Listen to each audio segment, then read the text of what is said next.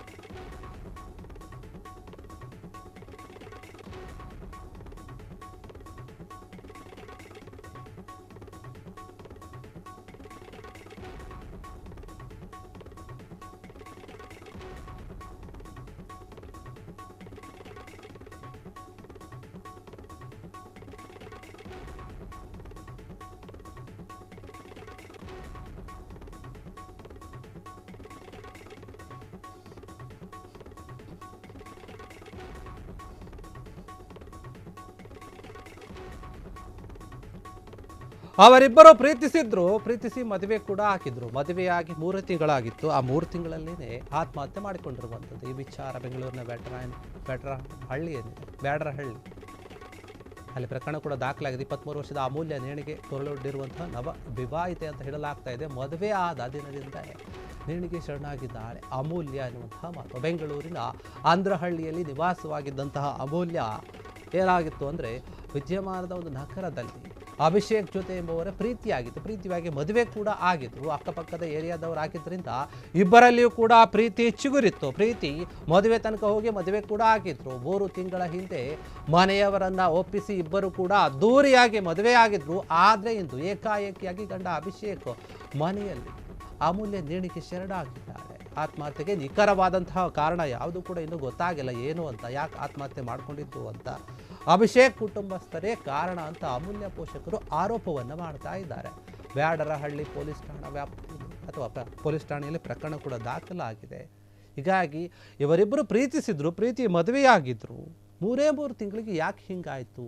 ಆ ಯುವತಿ ಯಾಕೆ ನೇಣು ಹಾಕ್ಕೊಂಡ್ಲು, ಯಾಕೆ ಸಾವನ್ನಪ್ಪಿದ್ಲು, ಅದಕ್ಕೆ ನಿಖರವಾದಂತಹ ಕಾರಣ ಅಂತೂ ತಿಳಿದು ಬಂದಿಲ್ಲ. ಆದರೆ ಯುವತಿಯ ಪೋಷಕರು ಆರೋಪ ಮಾಡ್ತಿರುವಂಥದ್ದು ಅಭಿಷೇಕ್ ಕುಟುಂಬಸ್ಥರೇ ಇದಕ್ಕೆ ಕಾರಣ ಇರಬಹುದು ಅಂತೇಳಿ ಆರೋಪವನ್ನು ಮಾಡ್ತಾ ಇದ್ದಾರೆ. ಇಬ್ಬರು ಅಕ್ಕಪಕ್ಕದ ಏರಿಯಾದಲ್ಲೇ ಇದ್ದರು, ನೋಡ್ತಾ ಇದ್ರು. ಇಬ್ಬರಿಗೆ ಪರಿಚಯ ಆಯಿತು, ಪ್ರೀತಿ ಆಯಿತು. ಪ್ರೀತಿ ಮದುವೆ ತನಕ ಬಂತು. ಮನೆಯಲ್ಲಿ ಇಬ್ಬರನ್ನು ಕೂಡ ಒಪ್ಪಿಸಿ ಮದುವೆ ಆದರು. ಮದುವೆ ಆದ ನಂತರ ಏನಾಯಿತೋ ಗೊತ್ತಿಲ್ಲ. ಅವರಿಬ್ಬರ ಮಧ್ಯೆ ಏನಾದರೂ ಜಗಳ ಇತ್ತಾ, ಮನಸ್ತಾಪಗಳಿತ್ತಾ, ಬೇರೆ ಯಾವುದಾದ್ರೂ ವಿಚಾರ ಇತ್ತಾ, ಅಥವಾ ಗಂಡನ ಮನೆಯವರ ಒಂದು ಏನಾದರೂ ಕಿರುಕುಳ ಇತ್ತಾ, ಮತ್ತೊಂದು ವಿಚಾರ ಏನೇ ಇರ್ಬೋದು, ಅದು ಯಾವುದು ಕೂಡ ಇನ್ನೂ ಗೊತ್ತಾಗಿಲ್ಲ. ಆದರೆ ಯಾಕೆ ಸಾವನ್ನಪ್ಪಿದ್ಲು ಅನ್ನೋದೇ ಈಗ ವಿಚಾರ. ಏಕಾಏಕಿಯಾಗಿ ಯಾಕೆ ಈ ಥರ ನೇಣಿಗೆ ಕೊರಳೊಡ್ಬೇಕಾಯ್ತು ಯುವತಿಗೆ? ಮದುವೆಯಾಗಿ ಏನು 1 ವರ್ಷನೂ ಆಗಿಲ್ಲ, ಇನ್ನು ಬರೀ 3 ತಿಂಗಳಾಗಿದೆ ಅಂತ ನೋಡ್ತಾ ಇದ್ರು ಫೋಟೋದಲ್ಲಿ. ತುಂಬ ಚೆನ್ನಾಗೇ ಇದ್ರು ಅನಿಸುತ್ತೆ. ಆದರೆ ಏಕಾಏಕಿಯಾಗಿ ಈ ರೀತಿಯಾಗಿ ನೇಣು ಹಾಕ್ಕೊಂಡಿದ್ದಾಳೆ. ಯಾಕೆ ಅಂತ ಗೊತ್ತಿಲ್ಲ. ಅಮೂಲ್ಯ ಎನ್ನುವಂತಹ ಯುವತಿ ನೇಣಿಗೆ ಶರಣಾಗಿರುವಂಥದ್ದು.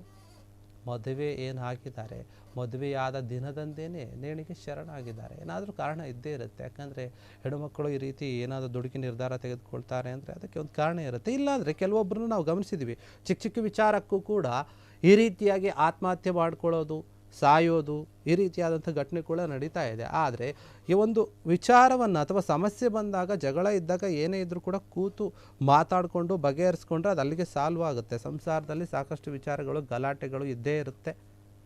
ಹಾಗಂತ ಹೇಳಿ ಎಲ್ಲರೂ ಕೂಡ ನೇಣಾಕ್ಕೊಂಡು ಸಾಯೋಕ್ಕಾಗಲ್ಲ.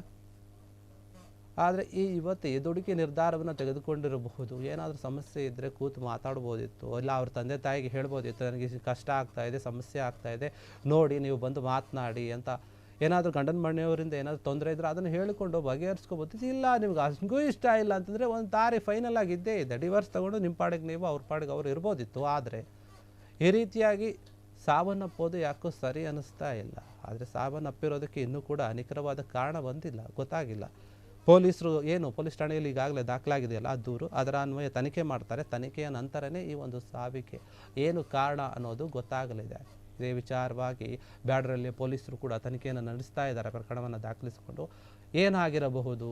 ಪೋಷಕರು ಏನು ಆರೋಪ ಮಾಡ್ತಾ ಇದ್ದಾರೆ, ಅಮೂಲ್ಯ ಪೋಷಕರು ಅಭಿಷೇಕ್ನ ಅವರ ಒಂದು ಮನೆಯವರೇ ಕಾರಣ ಅಂತ ಹೇಳಿ ಆ ಒಂದು ಆಯಾಮದಲ್ಲಿ ಕೂಡ ತನಿಖೆ ಮಾಡ್ತಾರೆ. ಅವ್ರು ತಪ್ಪಿದೆಯೋ ಇವ್ರು ತಪ್ಪಿದೆಯೋ, ಯಾಕೆ ಏನು, ಏನಾದರೂ ಒಂದು ಯುವತಿ ಸಾಯೋಕ್ಕೂ ಮುನ್ನ ಏನಾದರೂ ಒಂದು ವಿಡಿಯೋ ಮಾಡಿರೋದು ಅಥವಾ ಡೆತ್ ನೋಟ್ ಬರೆದಿರೋದು ಆ ರೀತಿಯಾಗಿ ಏನಾದರೂ ಸಿಗುತ್ತಾ ಇಲ್ಲ ಅದನ್ನು ಕೂಡ ಹುಡುಕುತ್ತಾರೆ.